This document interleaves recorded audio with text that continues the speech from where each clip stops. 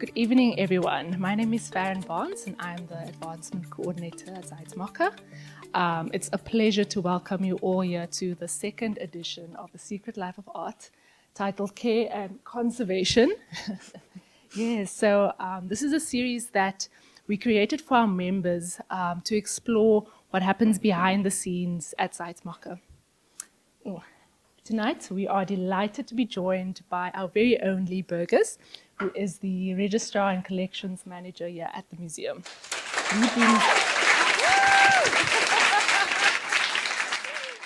Lee brings a wealth of knowledge and care to her work, overseeing the intricate processes that ensure that our collection and all the artworks that move through our galleries are handled and preserved with to the highest standards. There we go. Like, are you starting? Do you know my script? We often speak about the power of art to move us, to challenge us, and to connect us. But what we really see is the complex and thoughtful work that goes into ensuring that these artworks endure through travel, through time, and through changing conditions. And that's exactly what Lee is unpacking in this series. I'd also like to extend a very special thank you to Hazendal Wines, who is our wine sponsor. Where's Monique? Yay, there you are. Their generous support helps us make these intimate gatherings possible, and we're so pleased to share a glass of their exceptional wine with you guys. We hope that you enjoy the talk, and we look forward to your questions that will follow to come in the Q&A to follow. Yes, enjoy.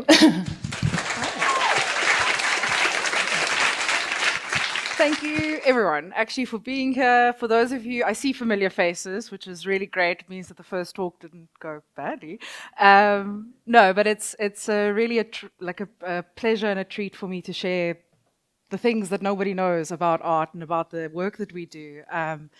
And now, for those of you who were here in the previous talk, I'm sure you could sense that I really like my job, and it's not just the practical and the technical aspects. I am particularly passionate about the ethics of care, and that's what we're going to delve in today.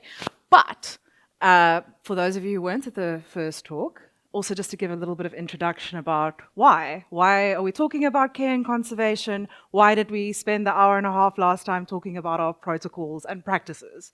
Now, museums, that's our job. We're here to protect and preserve all the valuable items that are unique and irreplaceable. And the part of that is not just that they remain in excellent condition for the future, but just that they remain in existence, so that people can enjoy them. And in the first series, we looked at the building blocks of what it takes to make a museum, right? And that's the behind the scenes, the systems, the protocols, installation. And that was very much focused more around the physically handling of works and how we install them. And, I emphasize a lot about how something as simple as a pair of gloves or a stanchion, what the role that those small interventions play in preserving artworks going forward. And let me not get ahead of myself. The Who is the beautiful Registrar and Collections Management Department, my team, my wonderful team. And while our department is specifically responsible for overseeing the care and organization of exhibitions and actually all the artworks, whether it's on loan or in the permanent collection. But I also emphasized last time that the care, it's never the job of just one person or one department. I can't do it alone, guys, and we can't do it alone. 5 of us, you'll see a little bit later, there's no way. So it really is the shared practices that involves, all the museum teams.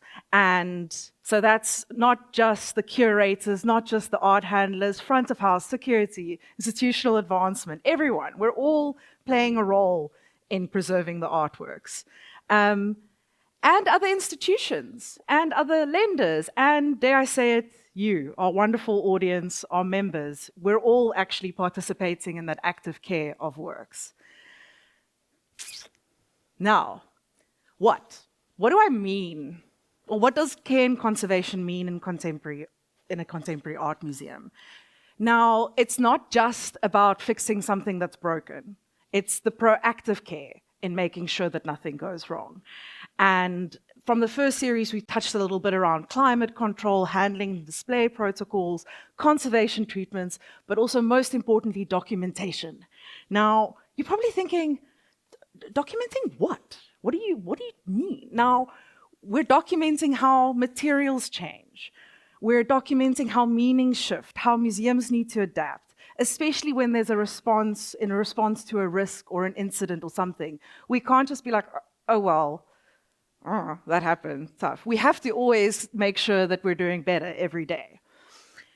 Now, before I get into the nuts and bolts of what that means, I just want to give you some perspective. So when I was saying, remember there's 5 people in my department?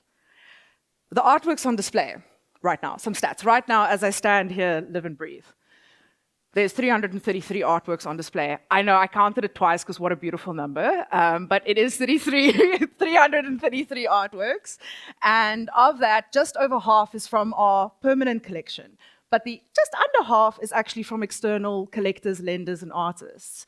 So we're not just taking care of our own permanent collection, which is obviously more of a long-term view, because hundreds of years we want the works to be here, but also the short-term loans that we do, we have responsibilities.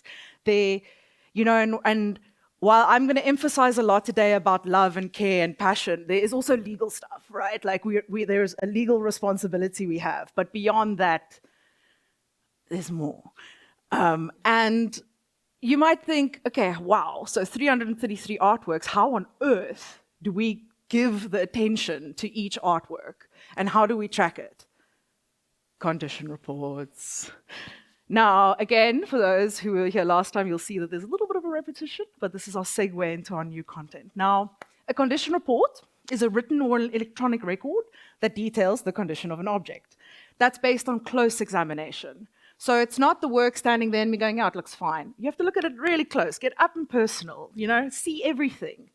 And when you have that report accompanied with photographs or illustrations, it clearly records the condition. And that allows us to track changes and then take any appropriate interventions. This is going to make more sense in a minute. And so what we have at the museum, when the works arrive for the very first time, we have our incoming condition report. Now, that is the most important step. It's very detailed. And I say to my team, actually, when the artwork is perfect, that's when you need to document it the most, because that's how we're going to know if something changes over time, right? Then when something changes, we have our condition update report. That's usually super specific. So that'll be, oops, maybe a guest bumped something. Now we have to deal with it. Then there's a condition update report. And the outgoing condition report, it's our comparison with previous reports so that we make sure that the works return to lenders in the same condition. Because if not, we got to do something about it, right? We have that responsibility. And Shakespeare, my man Bill, before I go into the tagline, just for interest's sake, this painting is attributed to John Taylor. It's a portrait of William Shakespeare. It's very, very old, from the 1600s. I like to mention that because in this case, I'm like, so in the 1600s, they didn't really have good documentation, right? Because then we wouldn't be guessing who the artist was. Anyway, I digress. So the reason Shakespeare's here is because I like this quote. I use it with my team very often. A rose by any other name would smell as sweet. And my point here is that a lot of the times when we're dealing with artwork and artwork conservation, especially younger people entering the field for the first time, they're nervous. Am I using the right language? And then I'm like, I don't care. I don't care what you say it as long as you describe it. Describe it to the best of your abilities. Take photographs. That's all we need to do, And the reason for that is now consistent language is obviously essential so that we know that you know what I'm saying, so vice versa. But language is it's not actually universal. It is very subjective. And my favorite example here is when I was overseas working with a French conservator, and I was telling her, okay, when we start unpacking, there's one paperwork that we really need to talk about because it has cockling. And she looked at me and she went, what? And I went, cockling. When the paper does this. And she's like, I don't understand. I'm like, humidity? And I'm like, now I'm looking at this woman, I'm like, you're supposed to be a paper conservator. This is freaking me out. You're not making me feel calm. And then she went, oh, undulation. Undulation? And I'm like, I have never heard that term being used to describe cockling. But it does, it's the same thing, right? So even just in that simple example, it shows how we're in the same field, we're doing the same thing.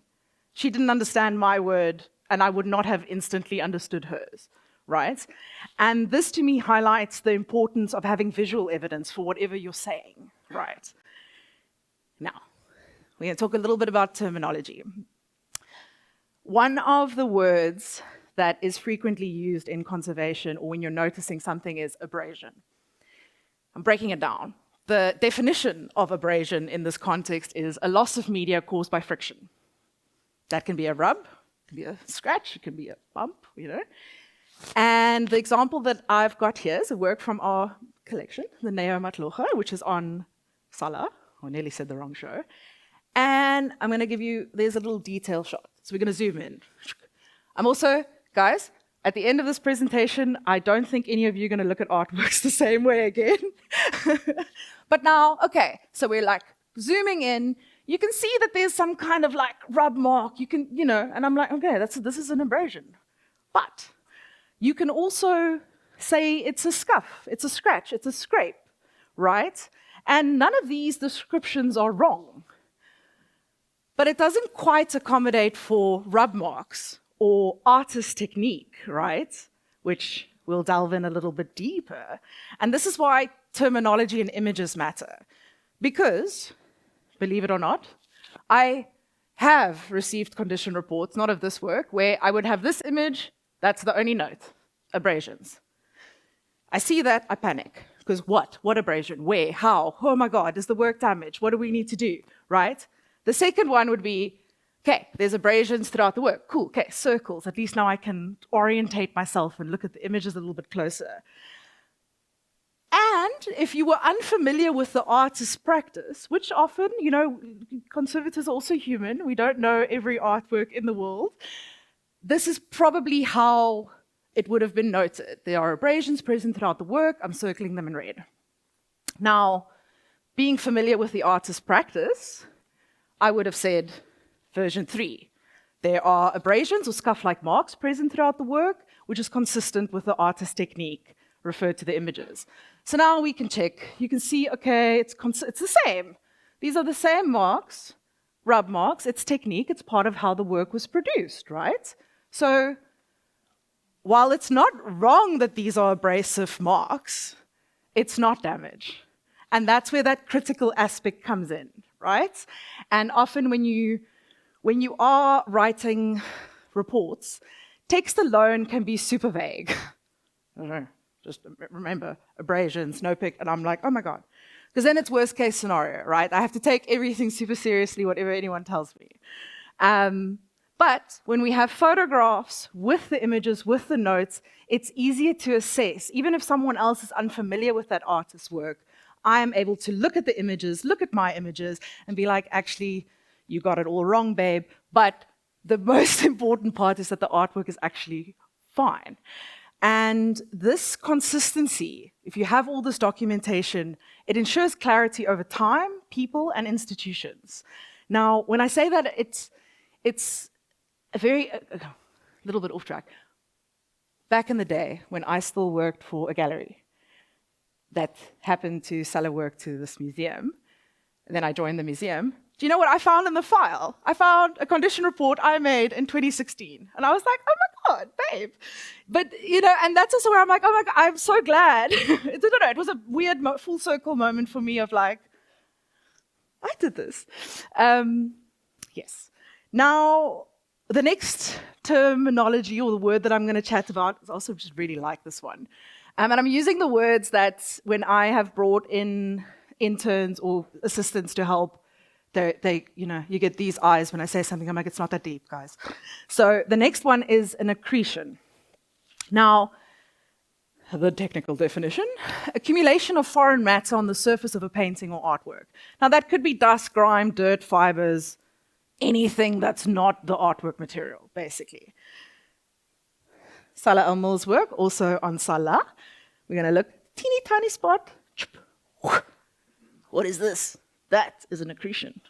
And we're going to chat about it a bit later. Now, this can also be referred to as an accumulation of whatever, a transfer of paint or debris, right? Sticking with the same work and same fundamental principle, how would I describe this little guy? So here I am. I've measured it. I've said this blue paint clump, it's about 5 or 6 millimeters long. It's inconsistent with the color palette of the work, but it's intact. It's circled in red. Cool. On that side of the painting, and this is actually really interesting, because when you're looking at the work front on,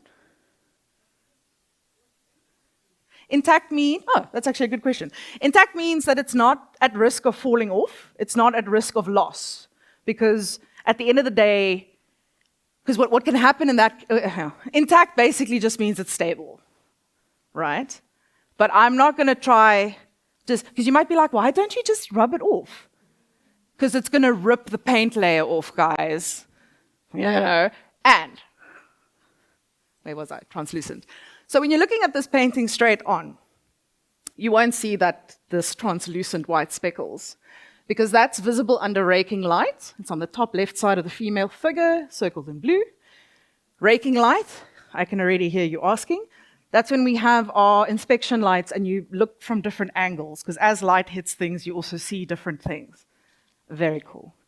So, translucent white speckles going on over there. Then we also have over here, there's a brush bristle embedded in the male figure's hand, middle bottom, circled in green. Right, there it is. And the last example from the same painting, we have a tiny cluster of white fibers embedded in a speck of white matter, roughly about 3 millimeters long, male figure, right elbow, circled in yellow. Now, all of this technically falls under accretion, right? But when we have proper descriptions, and we can check it against our previous images and our high resolution of image of the work being made, we can deduce those were always there, likely happened in the artist's studio. And I always like to think, you know, if an artist's fingerprints in an artwork, that makes it cooler, in my opinion. It authenticates it. But again, in this instance, we look at the work, we compare it with our records, we compare it with the original records, and we can confidently say there's been no change in this artwork's condition. And the most important thing is that it's stable, right? And that it occurred likely during the production of the work. So other people have also referred to it as like manufacturing marks or artist technique. Again, any word can be used. Where's my thingy? So the next one, I just really love this word, craquelure. It's very French. So this is signs of aging, network of cracks caused by the different mechanical behaviors of the various layers. So that's a very big sentence. What does that mean? We're talking about the different drying times, and sometimes, you know, we can have cracks. Good old Shakespeare. Now, zooming in, this is what we're talking about. So again, this work is from the 1600s. I think she's aged pretty good, you know. As far as wrinkles are concerned, this ain't bad for a 400-year-old artwork. But the important part here is when you're like, okay, wait, but cracks in painting, surely this is something we're worried about, right? No, not in this case, because when we're looking at cracks, so the important thing to remember is change is inevitable. And I know I said it last time as well with a big smile on my face, everything's decaying, but it is. And all that we're trying to do is to slow it down, right? So when you're looking at these cracks in this work and you're like, shouldn't we fix it? No. And the reason for that is that there's nothing actually wrong. When you're looking at cracks in a painting, the part where you'd start getting concerned is if there's lifting or flaking. And this brings me to my next favorite term, because I feel like it's really easy to understand, tenting. When a crack does this, that's when you have lifting, and that's where there's the risk of loss. And when we lose paint, we lose painting, artwork is falling apart. But again, there's a differentiation here about some things are normal. Some things you can expect it. If I looked at a 400-year-old painting and there was no signs of aging, it's a fake. actually. Like, I can almost tell you that straight up. Or it's been recently restored. Now, oh, I forgot. These craquelure can also just be age cracks, drying cracks, hairline cracks, alligatoring, which I really like. Alligatoring is actually specifically used when an artist, like, they've got their ground paint down on a canvas and then they dilute the second layer or something, and the way that it dries, it makes a pattern. Alligator skin, alligatoring. I love it when the words make sense, right? But all of these things, again, refer to the same condition or the same observation. Now we come to conservation. And I give pause for dramatic effect. Now, when we have evolving materials, we have to have evolving methods on how we deal with them. And as I will say until the day I die, is that change is part of every artwork's life. It's part of everything, right? And we have to think about the fact that when we have diverse materials, when we have plastics, resins, video, textiles, biological matter, digital files, found objects, all of those things have their own lifespans and their own considerations for how do we care for it. We also have to think about the artist's involvement. And this is where we have artist interviews and questionnaires that inform decisions. The example I've got here is one of Mary Evans's recollection plates, which is her paintings on paper plates. Now, the way that these were displayed were on little stands, and gravity being that thing, the way that the gravity works, it was causing little creases on the pressure points of how this thing sits in the world, right? Now, those creases in a paper plate become a risk for tears, right? So now we're like, we need to do something. We're noticing something, but then we're also very aware of the artist's practice and that she intentionally uses materials that are disposable. So what do? Get hold of Mary, have a full, proper chat, get her advice, how do we fix this? And with her guidance, we got the right mediums to strengthen the bottom edges of the plates so that they will be able to be on display safely without disrupting the artist's intention. And that's where intent matters, right? Some artworks are ephemeral and others resist repair. It's like not actually possible, right? And when we have to know the conceptual intention so that we can make the appropriate accommodations for a work, any work, right? And preventative first. In an ideal world, conservation starts before there's a problem. So that's where we have our protocols and our systems, right? I always joke going, I'm paranoid, guys. I think people consider me as like, yo, man, you are just so unrealistic. But I'm like, it's my job. I have to think about all these things going wrong. But I can also see how that's quite a downer. So that's why I prefer these to my team meetings where I'm like, we can't do that. But this is the reality. In an ideal world, we would prevent damage before anything happens. There's also the ethical considerations, right? When is replacing a component acceptable? And how do we ensure the authenticity of the work if we're consistently replacing something, right? And this also brings me to a belief in conservation is that less is more, right? We want to do as little as possible because every action has a reaction and every treatment has also risks, right? So it's not always just cut and dry. It's not always just like, okay, wham, damn, let's do it, let's fix it. And probably the most important part for me is the collaboration. Now, conservation, it needs the curators, it needs the artists, it needs me, and it also needs the proper conservator.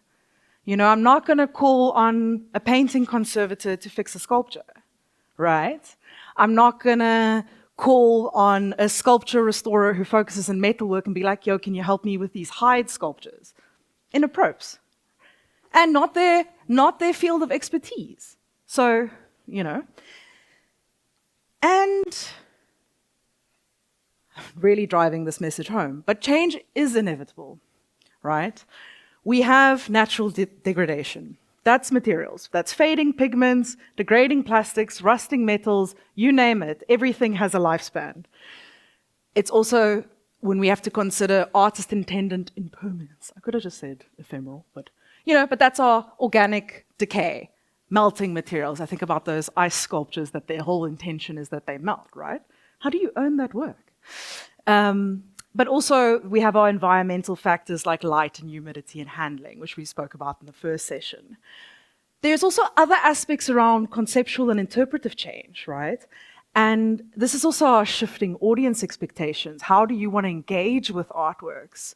And there's the evolving curatorial and conservation ethics. That's also where I'm like, there is no golden book that tells you the rules. It's a critical thinking. That no two artworks are the same. And methods do change over time. And let me not give away my own things. But we also have to consider the changing social, political, and technological contexts that shape how works are received. And that brings me to behavioral change. And, the biggest threat in museums today, it's not light and humidity, it's the selfie. Dun, dun, dun. Loved this article. When it came out, I felt so seen about the pandemic of selfies, right? Now, we have to acknowledge that there's a change, that people used to go to museums to look and to reflect and to center themselves. Now, everyone's here for the photo op. You want to click and share, you want to do the thing, and we love audience engagement, right? It's vital, but it brings a whole new world of risks. And that increased engagement and interactivity, it is great. I love it. I am also terrified of it. You guys scare me more than anything. But we have to acknowledge that there is a rise of accidental damage in the age of selfies and social media. It's every museum's worst nightmare.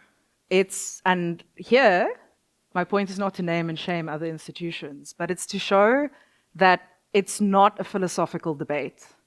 This is really happening around the world, all the time.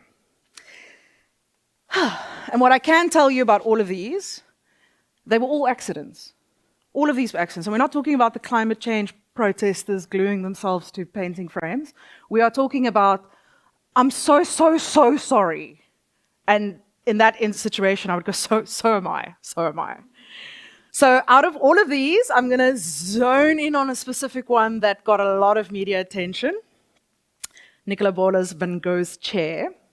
Look at how beautiful that artwork is. The artwork image from you all know this. I know you know this work. But just look at this. So, okay, I'm going to be completely honest. Didn't know the artwork, didn't know the artist until this happened. The earliest reports that I saw were about a chair covered in crystals. It's just crystals. You can see the light going straight through. Also, this artwork image is so good it looks fake, right? I triple, quadruple check that it's real. Then, dun, dun, dun. So, I really like this one as a case study, because yes, it's the sit and run. They came, they were posing, they fell, and then they ran. They were like, let's get out of here. I don't want to do it. Now, I'm not going to lie, guys. When this was going down, when the news was breaking, the collections and registrar WhatsApp group was on fire. This was the hot topic. Sharing different, did you see the recording? Did you see this? Did you see this, right? And at the same time, I was like, I'm happy it's not me. I'm so happy I don't have to deal with this. It's just a nightmare. It's not even about the PR. It's just a nightmare. The poor director. But of course it was an accident. The two people, they left without speaking to them. That's what wasn't an accident, right? That's the crime here, actually. And it makes it so hard because...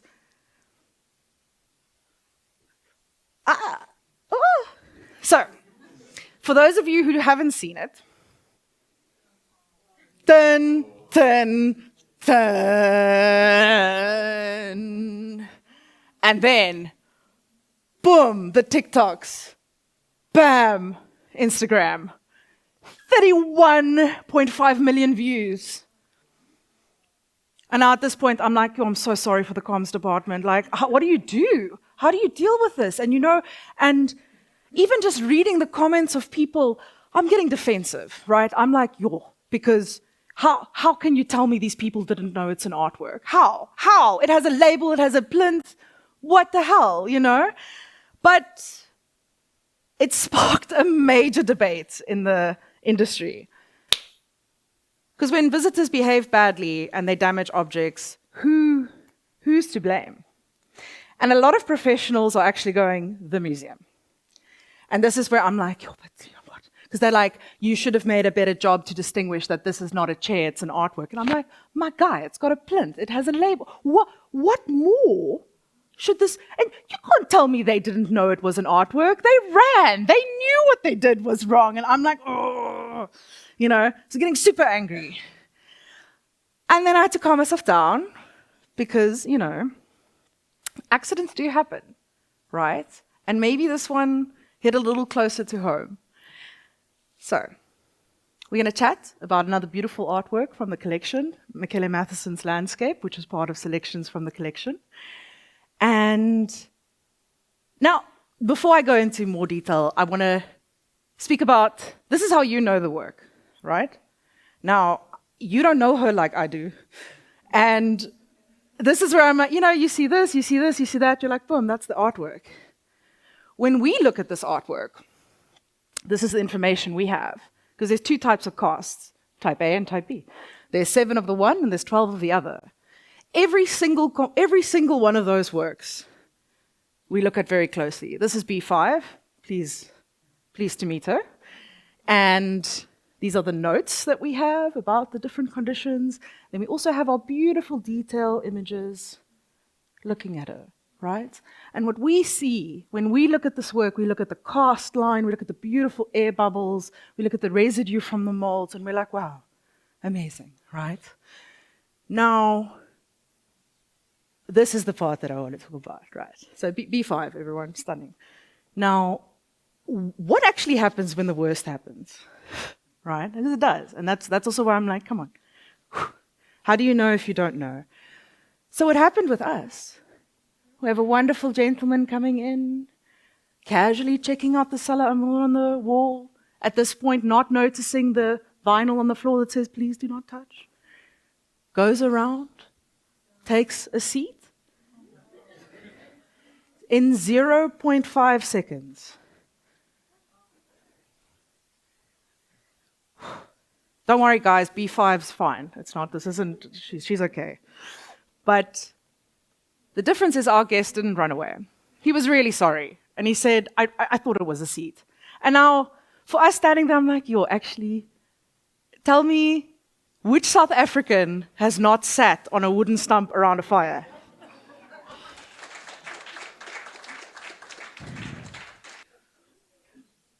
I get it. I don't blame him. I'm like, okay, we didn't think about that now, did we? And so basically when something like this happens, we have our artwork incident protocol. Okay, please also don't just run around damaging the artworks to test this. I would really appreciate that. But basically the security will log it and notify the collections department. We then assess the situation based on the incident levels. And we have accidental ranging to malicious damage, right? Malicious damage is a crime. That's if you come in and you stab an artwork, or you come in and you chuck paint, crime. You will get arrested. Accidents, come on. It's a different situation. But either way, if needed, we ensure our emergency protocols and we enact and escalate. So if it was a situation where someone came and stabbed an artwork, we phone the police, right? But in this case, we had to close the floor, we had to retrieve the work that was damaged, and then we do our updated condition report and our incident reports. We notify our insurers or the lenders accordingly. In this case, it's ours, so it was just me feeling really sad in my office and letting Fawaz know, which was also not nice. But then we consult with the relevant conservator or artist for how to repair the work and take the relevant mitigating actions to make sure that it doesn't happen again. So now I did reassure you that B5 was fine, nothing happened, but unfortunately A7 was not so lucky. And again, A7, not to be confused with B7. I'm trying to illustrate how many moving parts there are. Now, I'm talking about this in a very light and happy way, but this was one of the saddest days of my life and my team. We spend every day trying to care for artworks, and we don't want this to happen, right? We're sad. It's not nice. It's not a nice situation. And, we're invested. We're invested in the works. So, but with this one, got hold of the artist, discussed with him, sent him pictures, sent him the reports, and, was like, do you think we can repair this? Is it destroyed? What do we do? And he was like, I've got you. We're going to fix A7, no problem. And then, so artwork gets taken to the artist, he does his restoration, and then, as sad and as low as this moment was, and I remember how I felt when I took that picture, very sad. I can't quite explain how happy I was on the 3rd of September, 2024, when we received the repaired work. It's like an unboxing. I don't know if you guys watch unboxing videos, but at this point, it's the moment of truth. A7. Beautiful. Beautiful. You can look closely. And this repair is flawless. If you look very closely, you'll see the lines where it's been drawn. But Michaela did an excellent job. And, it's like seeing an old friend come back and being okay. And, the funny thing for me is that when I think of selections from the collection, when someone talks to me about it, do you want to know what I think about? I think about A7. I don't think about any other artwork on the floor. I think about this Stumpy, my favorite Stumpy, because we've walked a really long path together. And I promise you that every time we install this work or we do anything, I'm going to remember this Stumpy because it's special to me, because it's been fixed, because it also has this whole other life and story to it, right?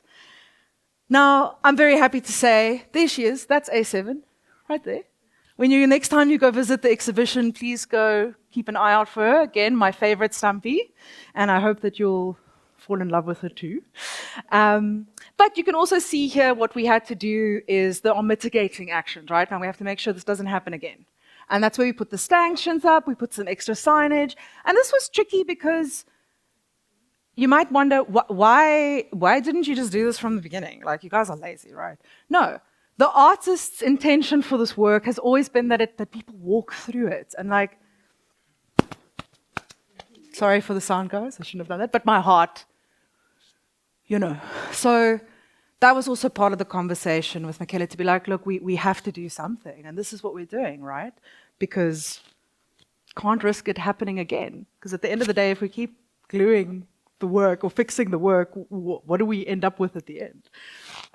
But this is the story of A7, which I love very much.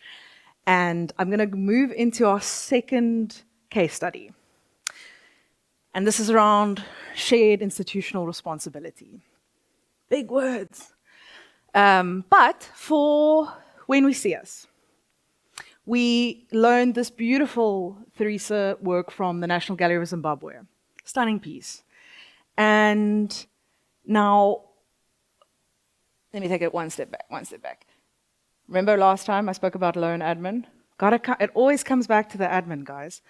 But, so before we put on an exhibition, for those of you who weren't here for the first talk, we have to go through our formal loan request, we provide our facilities report, we check on where's the work, what's the condition, and we figure out the agreements and the way forward.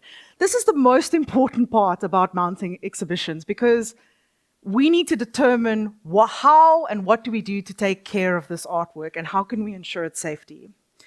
In the case of this work, in this process, we identified the potential restoration and the opportunity for the two institutions to preserve this work together.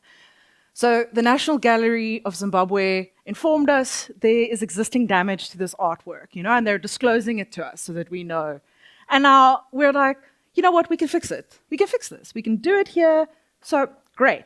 Puncture through the thing. We agreed we're going to fix it in South Africa. Bam! Because who can see what that tiny JPEG says? And also, to be completely honest, that's the picture I got, and I was like, yeah, we'll fix it. Then when I actually saw it, I was like, we definitely need to fix this right now, right? And so, okay, cool. Now we know that conservation is required. What does that mean? Well, we need to contact the right and the appropriate conservator. They will come in and inspect the work and have an assessment. They then have their recommended treatment report, which we share with the lender to be like, yo, this is what we're going to do. You happy with it? Then we schedule the treatment and it's executed. Then there's an after-treatment report from the conservator. Then there's a condition report update. It's a lot of paperwork. So in this case, with this work, we got hold of Angela Zender. She's an incredible painting conservator who works in Cape Town. She just amazing. I love her. She's a magician. Now, she came in, she assessed the work, bam, her recommendation. She's going to do it on-site, and there's structural work that she needs to do, consolidation, might take 2 to 3 days because we also have to have the different layers dry, you know. Before I go into the next section, I have to make a disclosure. I've done all the conservators dirty. I take really amazing photos of artworks, and for some reason, I always crop the conservators. So, sorry. That is a little bit of Angela over there. But this is her sitting and doing the work and filling it up. You can see there how she's working, how she meticulously takes care of it. And this was the after treatment when it was, look, I mean, that's pretty amazing, right? And just to give you a little bit more of a contrast, right? So we're looking under raking light. You can see the reflection. And just to see my favorite part about this work being on show and this quite significant restoration, right, was to walk with people on the floor going, hold on, let me, can you tell me where this work was restored? No, you can't. Nobody got it right. And yeah, but like for me, again, this is just a beautiful example of, we did this for the artwork, right? The lender didn't go, you have to restore it before we show it, right? And again, when we see us, we had over 200 artworks. But we also knew that it's the right thing to do, right? And you never regret doing the right thing. Sticking with sort of the idea of inter-institutional trust and collaboration, because if they didn't tell me about it, it would have arrived here, I would have been like, oh my God, somebody did this, it was customs. Those people, when they opened the crate, they just heard it, you know? And that shady tactics, it sadly does happen in the art world, where people won't disclose that there's something wrong because that way you have to fix it, you know, and that's unethical. But in this case, it's the right thing to do. There was this trust. We could plan for it, and we could do it, and we could accommodate the restoration in the short time frame we had to put up the exhibition. Sticking with When We See Us, and my third case study is talking around evolving methods. Now, and it's a continuation of that inter-institutional care and collaboration. Now, when you're looking at this image, you're probably like, oh yeah, this is definitely going to be the Maxwell Alexander, which is rubber and latex on paper, or even the Romeo that's on an old bed linen. Like, oh, those are surely the ones that gave you something that you needed to learn. But ironically, is that baby over there, the Ibrahima Kebi. Now, funny thing here, the information we got actually said it's acrylic on board. And this again speaks to language, because board here was translated from carton card, but it's technically paper, just the umbrella around. And the reason that I'm making that funny little distinguishing factor is it's very different approaches to conservation, whether it's paper or board. One is wood, one is paper. But another thing that I want to say about the travel of When We See Us is, you know, these artworks that are in the traveling exhibition, they've been in our care for 4 years, going on 5, right? You can say the relationship's getting pretty serious.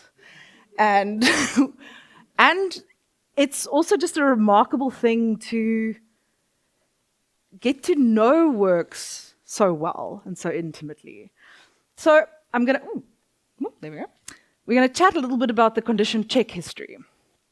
So, back in November 2022, we had our incoming condition report, and we noticed the existing creases and folds in the work.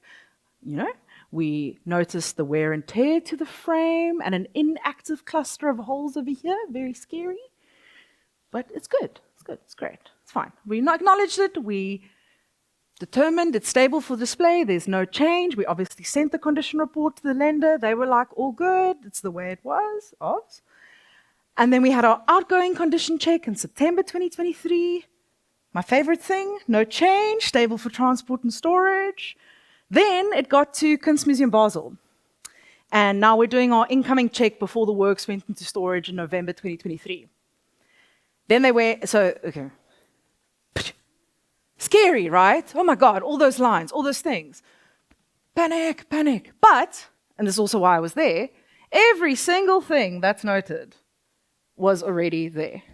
So with all of that information, even though it looks super scary on the mapping, this is why I like detail images. No change, stable for storage, great. Then the day I will not ever forget, the 8th of May, 2024. When we unwrapped the work at the Gegenwart building, we noticed dust and a dead insect. Dun, dun, dun. This is bad, okay? Because, you know, and it triggers protocols immediately. We have to, because now it's not just about this work, it's about every other work, right? And immediate actions that you have to take is check the other works in the same crate. Check the crate itself. Does the crate have an infestation? Because wood, right? Then we have to check against our previous images to see, because okay, it's also a dead bug. Dead bug's better than a live bug, but it's still not great that it was there, right? Then we compare with the previous images. Shazam! So, now obviously, okay, we make sure everything else is fine. Now we're focusing on the work that we know is a problem. And there was a little tear in the famous tape, just to remember. So we pulled it away, found another dead insect. And we're like, okay, there's more than one. This is now getting my little alarm. And I'm in someone else's house. I'm in a foreign country. But these holes were still the same. So immediately what we have to do is we have to let the lender know. And with a recommendation, because we can't just be like, yo, your work has bugs. Peace out. We have to be like, this is what we suspect is going on. We need your permission to do X, Y, and Z so that we can make sure everything's cool. Now, you might be wondering, okay, why are you making such a big deal about this? Why not just fumigate it, right? Fumigation, chemicals, that kills bugs. Well, fumigation of artworks is generally considered very harmful or high risk for several reasons. And especially in the context of conservation practices. Like, there was a time where it was best practice even, but it is no longer. Sorry, because this is such an important slide, there are no transitions and no images, because it's very important.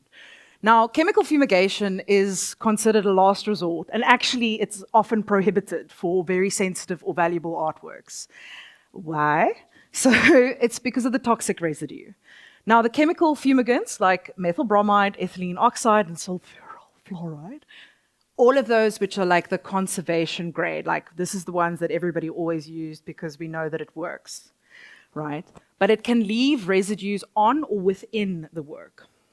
Now, those residues can actually interact with the chemicals of the artwork, and it can change pigment colors, it can make adhesives weaken, it can, bad things, and it can actually then speed up long-term deterioration, right? Probably the most important part for me out of all of these things is many fumigants are super hazardous for humans and the environment. So, okay, You know, I feel like even if I just said that, maybe that should be enough, but we always have to give more. So we have to think about the material sensitivity, right? Especially when we have our unconventional contemporary artworks with many different. Remember, I think last time I also said I really hate the descriptor mixed media. What? How am I supposed to care for it if I don't know what's in it, right? And this is one of the reasons why I'm like, I need to know which media you're mixing, because they actually might be bad together, but that's not what we're here for. And that the fumigation can then actually either make it the discoloration or actually make it very brittle and literally just falling apart, crumbles, weakens it, right? Then there's also irreversible effects of it. And it can actually result in, irreversible, I think that actually makes sense. You can't make it go away. And the last thing that I'm going to say here is that it doesn't discriminate between materials. It kills everything. So it's destroying the pest, but it's probably also destroying the artwork and your team taking care of the artwork. So let's not. It's also the rise, because we're all, globally catching up and we care about the environment, we care about humans, many of these chemicals are actually now banned. They're restricted substances, you can't use them.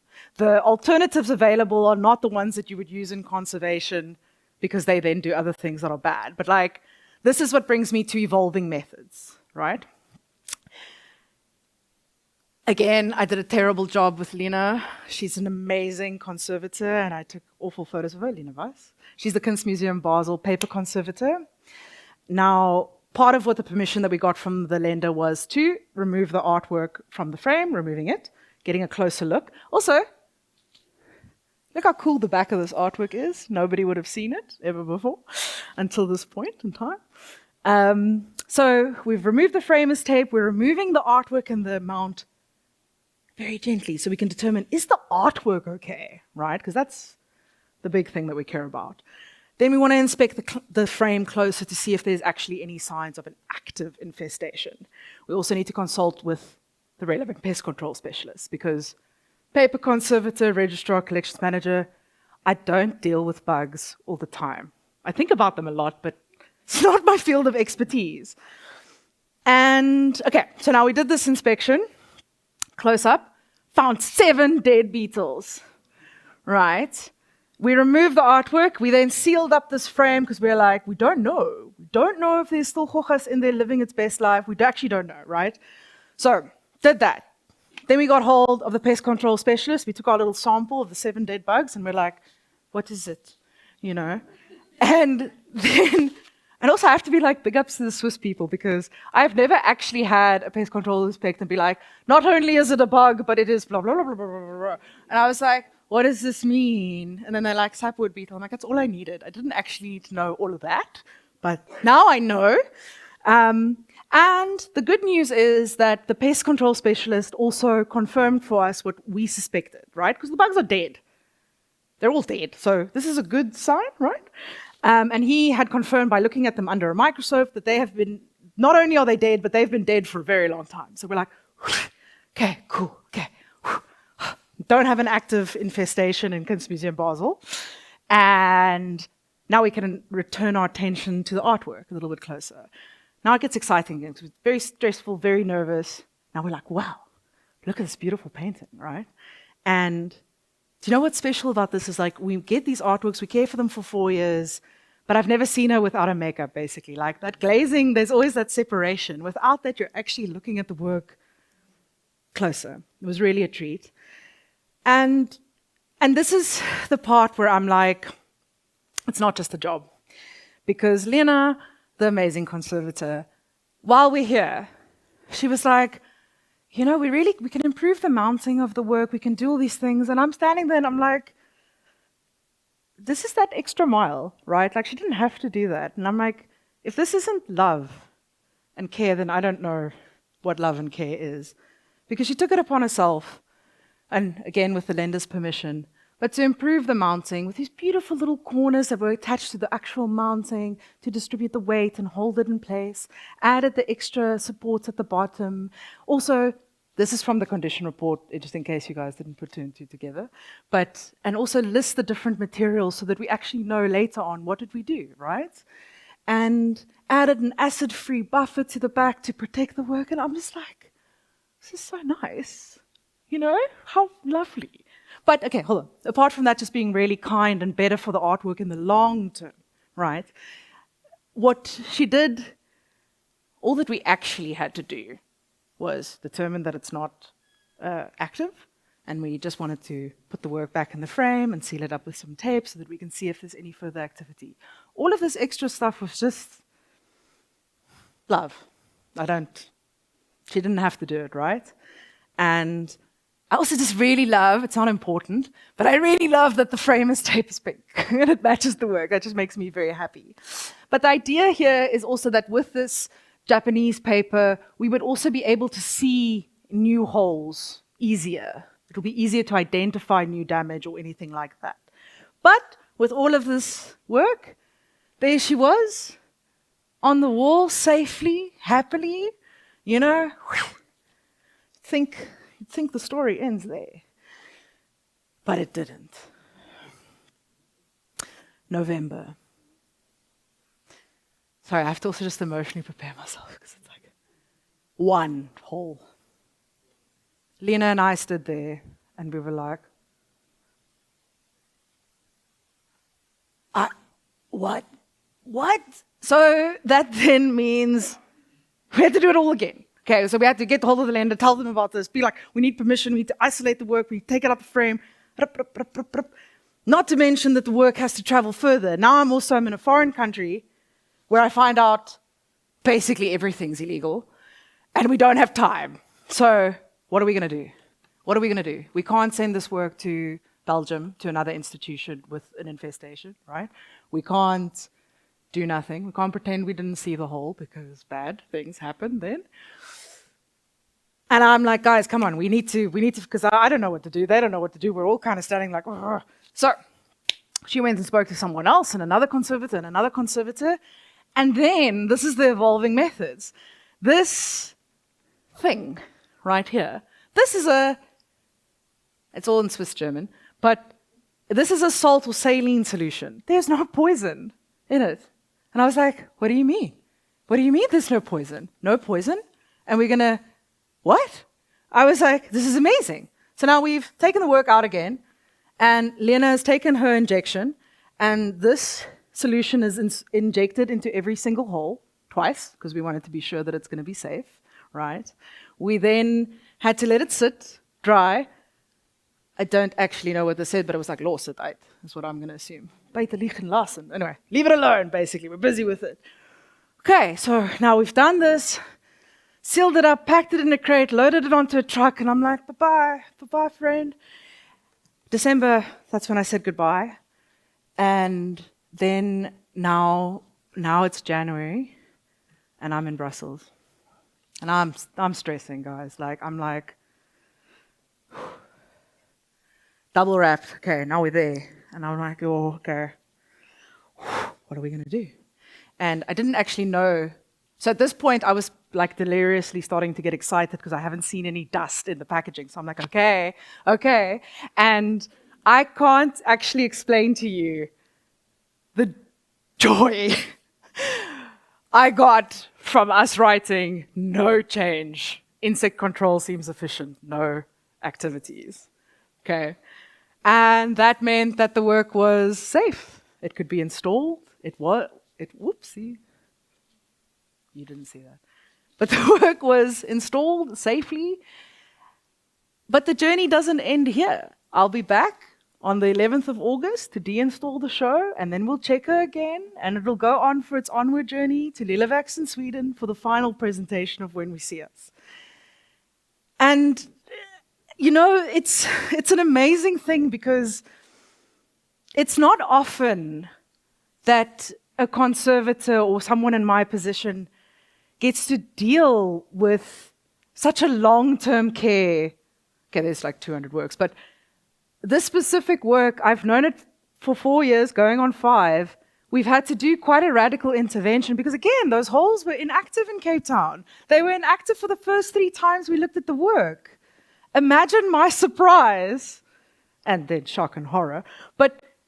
And it's an incredible case study because I'm also like, but again, touch wood, pray for me, pray for Ibrahima, because please let it be inactive the next time I see it. But it's just an amazing opportunity to also to get to know the works better and like really know them.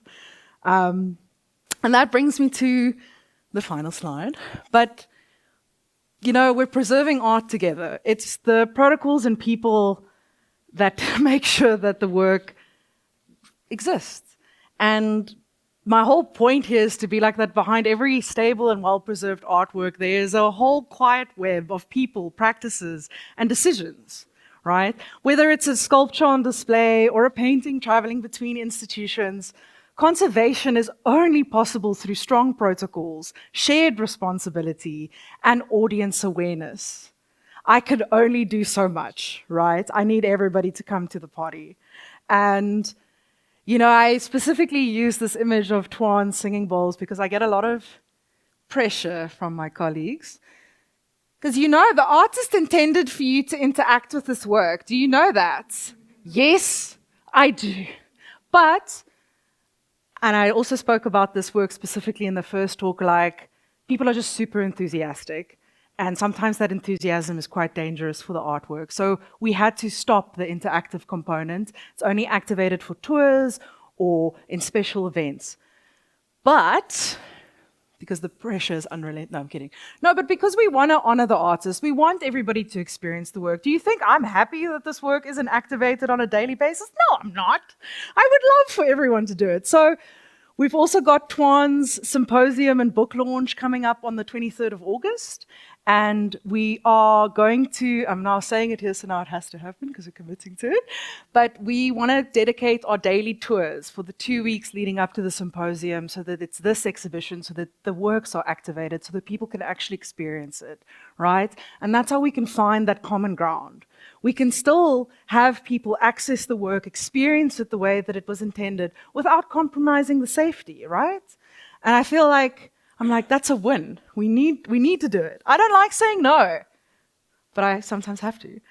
And again, you know, and that's where I'm like the conservation, it starts with our clear protocols, but it's not just tick boxes on a checklist. It's not just something to be like, okay, I looked at it. These are ethical and logistical frameworks that guide every decision. I don't just say something because I'm not Liz. I don't just say, I don't want to do it, it's too much. No, we have to do it because we have to react, we have to respond. And you know, it's not just about controlling the materials or policing the way that works are displayed. It's really about fostering that culture of care. And that's beyond one person. It's everyone. And like, you know, that's the real secret life of art. It's that behind every safe work, there's a whole community of people looking after it. It's not one person. We're all working together to keep it alive and to keep it in existence. I've done pretty good for time, so. But thank you. This brings us to the questions section. I always clap. Thank you, Lee. I always love listening to your talks because you're very funny. You bring the subject to life. I wanted to ask you a question between conservation and value. Like, does it have an impact? Like, if you've got an artwork, it's degrading, it's aging, or if there's a worm infestation or a bug infestation, does it have a knock-on effect to if that got sold to the value of the artwork?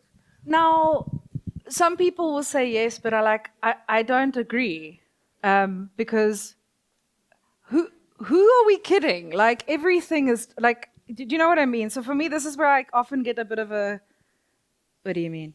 And I can tell you that personally, the works that I've highlighted here, that we have repaired or that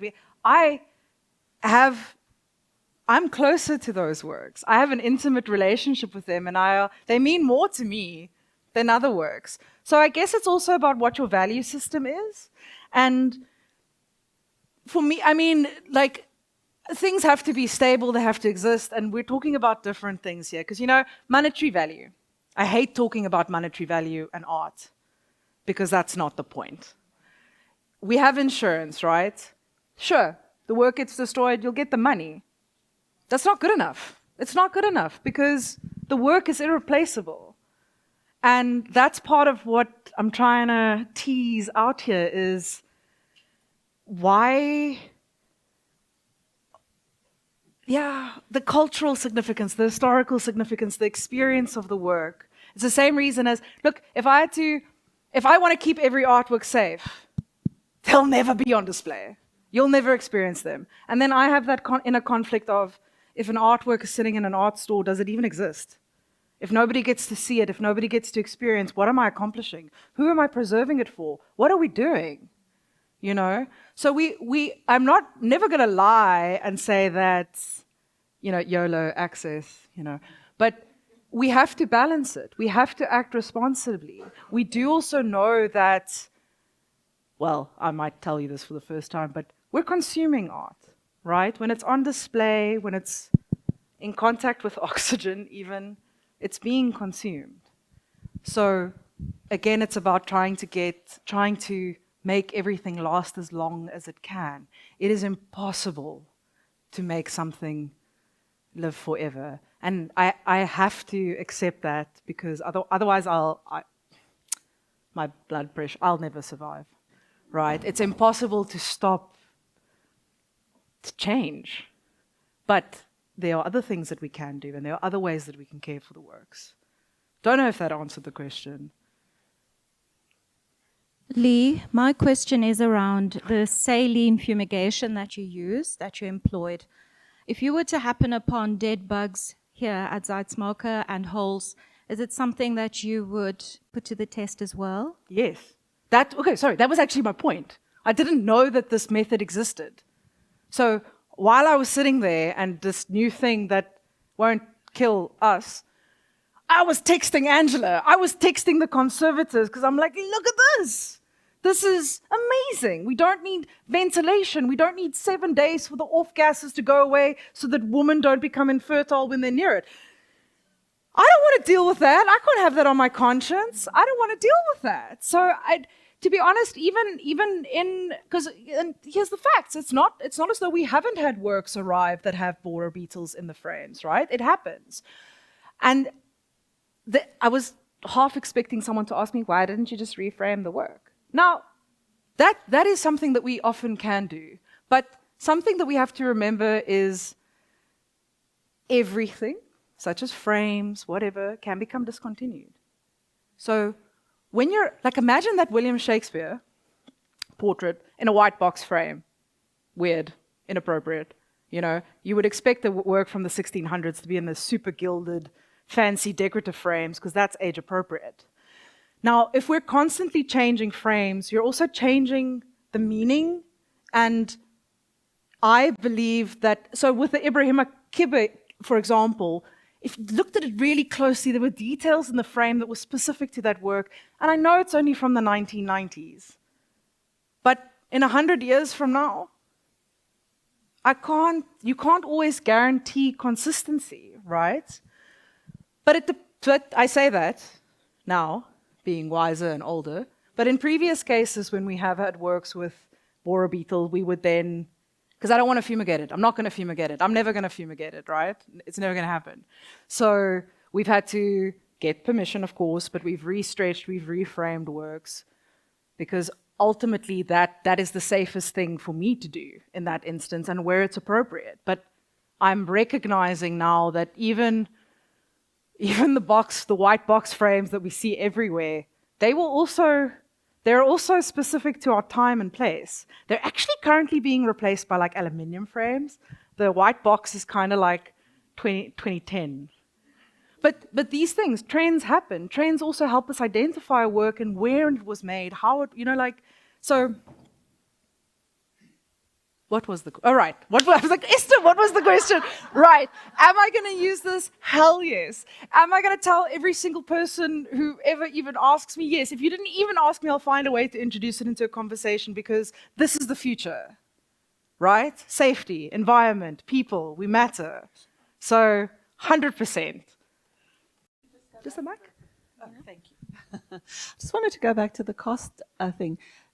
you had two examples. The one where you had the interaction with the museum in Zimbabwe and then the chair that was broken.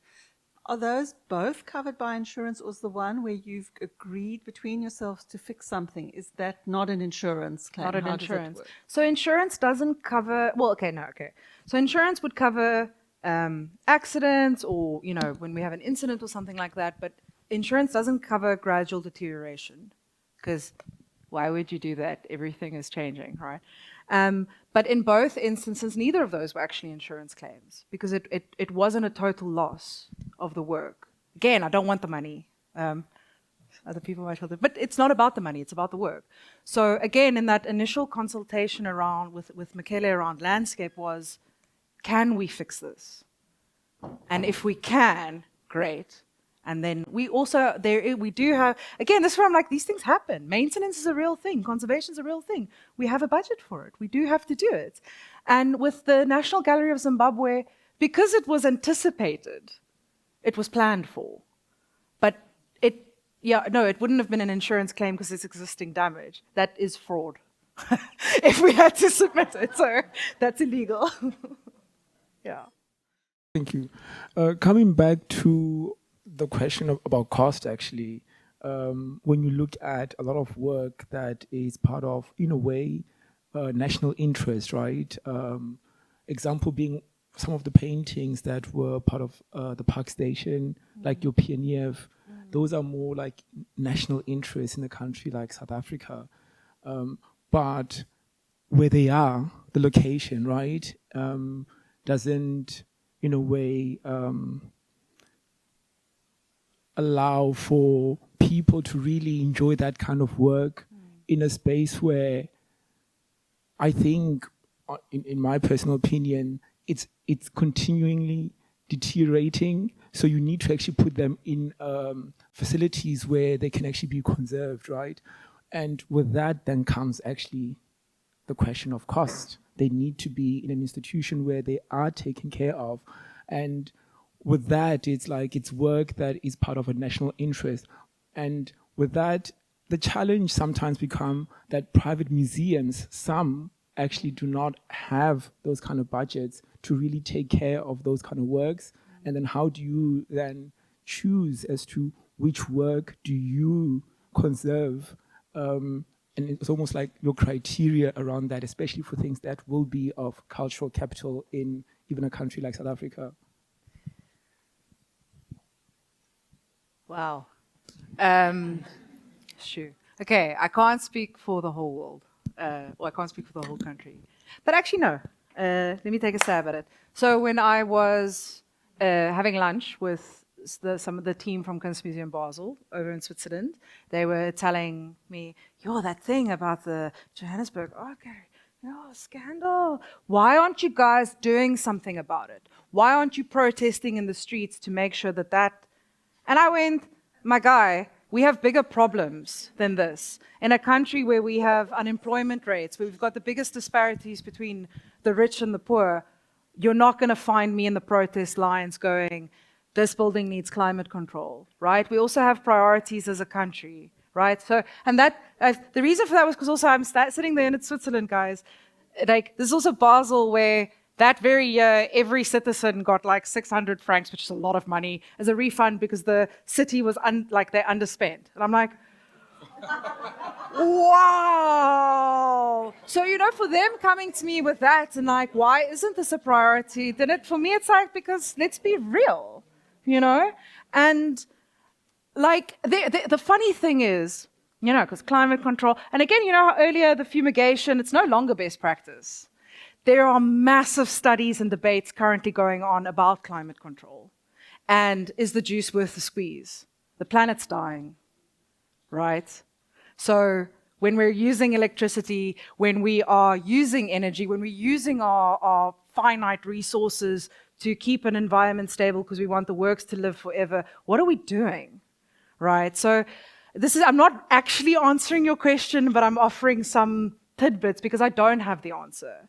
I will because we can and we have the infrastructure and we are able to take care and provide these facilities. I will never throw a stone in my glass house because I know. And I know what it takes also to care for works. And I also know that at the end of the day, we need to enjoy the art. You know, like,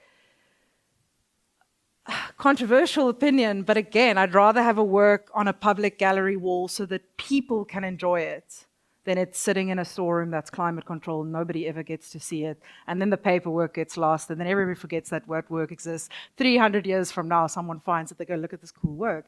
And you spoke specifically about the cultural significance of works. You know, we do have laws on heritage objects. There are laws globally also that protect things.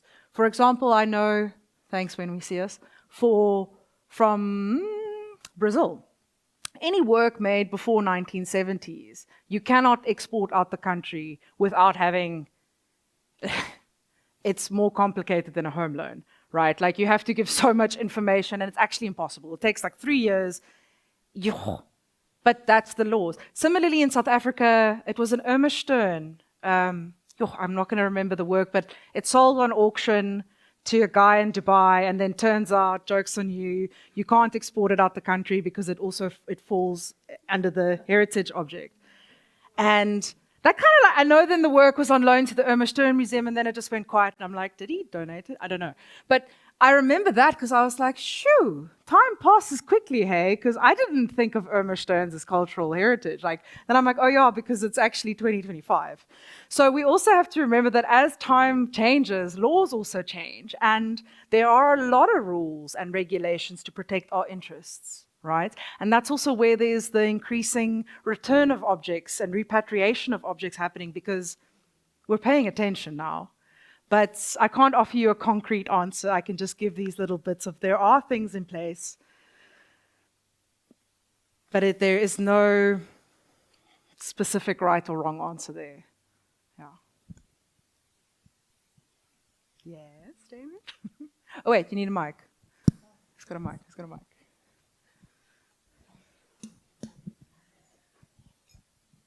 Hello. Quick question. Has there ever been an instance or a case study where something was maybe just too expensive to fix? And like, what do you do in that instance? Okay, so let's talk insurance terms, because, okay, worst case scenario, forklift goes through my crate at the airport. Has happened. Worst thing. Dun, dun, dun. Now, let's say that restoration actually costs more than the insurance value, right? Then the insurers wouldn't pay out. The insurance will only pay out up to the amount that they're worth. So that's where we start thinking about total loss or destruction, because then you have to make a decision. So it's never happened, but I would assume if it happened to me now here, that we would take the insurance payout and we'd supplement the rest, because that's what you'd have to do.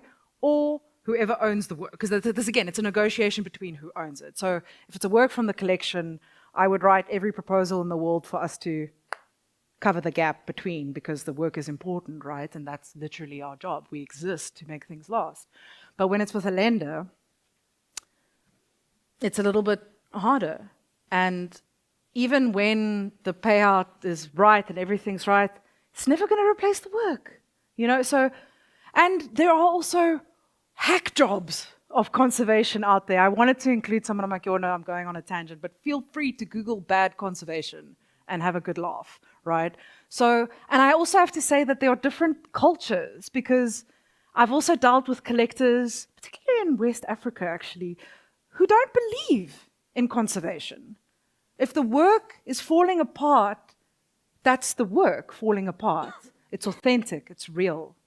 And I'm like, yo, my bro, I hear you. Can I please consolidate this lifting paint flick? Because it's going to fall off and it doesn't have to, right? But we have to respect those differences in opinions and approaches. Like, it's, yeah, but touching wood that doesn't happen anytime soon. I would like it not to.